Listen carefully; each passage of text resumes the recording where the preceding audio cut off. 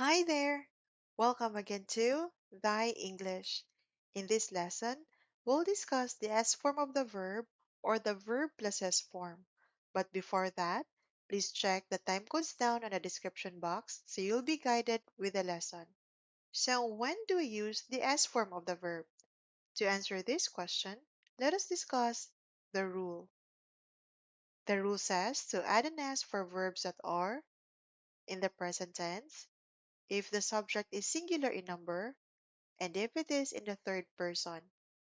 A subject is the doer of the action. It can also be the person, thing, place, or anything being discussed in the sentence. Example, Kim is singing. The doer is Kim while the action is singing, so the subject must be Kim. Another example, the Philippines is a beautiful country. The sentence is about the Philippines, so this is the subject. A subject can be a noun or a pronoun. It can also be singular or plural. A singular subject means that the sentence is about a single or one person, thing, place, etc., like doctor, computer, city, and so on.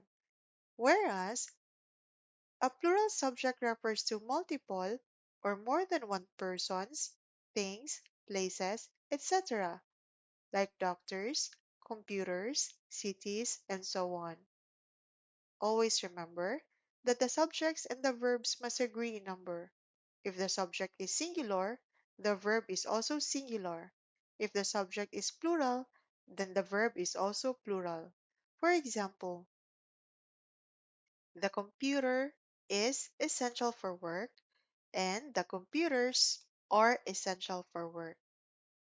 Now, let's talk about the subjective pronouns and nouns and the grammatical persons. The first person refers to the speaker. The second person is the listener or the person talking to the speaker, while the third person is who the speaker is talking about. These persons can be singular or plural. The first person singular is I, and the plural is we. The second person singular is you, the same as its plural form. The third person singular is he, she, it, and nouns that refer to a single entity. We use the pronoun he for male gender, she for female gender, and it for non-humans. The plural form are they and plural nouns. So, which of these subjective pronouns and nouns use the verb plus s form? Do you remember the rule? The sentence is in the present tense, the subject is singular in number, and it is in the third grammatical person. The answer is he, she, it, and singular nouns. Please look at these examples. He looks lonely. She dances gracefully. It smells delicious. Leonard, which is a noun for he, is smart. Annabelle, which is a noun for she, has a new book. The dog, which is a noun for it, goes to the park. Another example, her mother does the laundry. Our verbs here end with s. For us not to be confused, let us think that the verbs with s endings mean singular. So, he looks singular, she dances singular, it smells singular, and so on. And now, let's practice. Get a paper and a pen, then answer this 10-item test. Are you ready? Let's start. 1. Lenny and Leia is are twins. 2.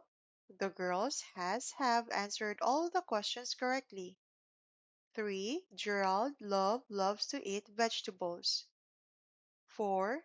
We goes to church every Sunday. 5. Daniel doesn't want to have kids yet. 6. The principal have always been on time for school. 7. I wants to eat ice cream, the boy cried. 8. You needs to complete this project on time. 9. That mango looks delicious. And 10. Sarah is or a talented singer. Okay, let's check your answers. Number 1, Lenny and Leia is are twins. So what do you think should be the verb? Is it is or are? The first thing that we need to do is to identify our subject. In this sentence, the subject is Lenny and Leia, and it is plural. Since the subject is plural, the verb is also plural or with no S. Then the answer is are. Lenny and Leia are twins.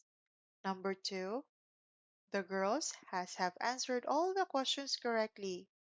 The subject is the girls, and it is plural.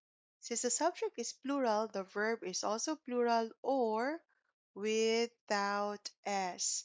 Have. The girls have answered all the questions correctly. 3. Gerald loves to eat vegetables.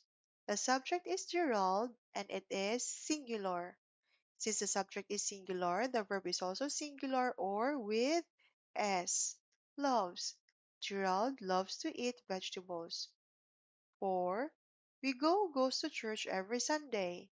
The subject is we and it is plural. So the verb is also plural or without S. The answer is go. We go to church every Sunday. 5. Daniel doesn't want to have kids yet. The subject is Daniel, which is a singular noun for he. Therefore, the verb is also singular or with S. So doesn't. Daniel doesn't want to have kids yet. 6. The principal have always been on time for school. The subject is the principal, and it is singular. So the verb is also singular or with S. The answer is has. The principal has always been on time for school. 7. Wants to eat ice cream, the boy cried. The subject is I, and it is singular. First person singular. Remember the rule? Use the S form of the verb for subjects that are in the third person. Since I is in the first person, the verb should be on its plural form. Want.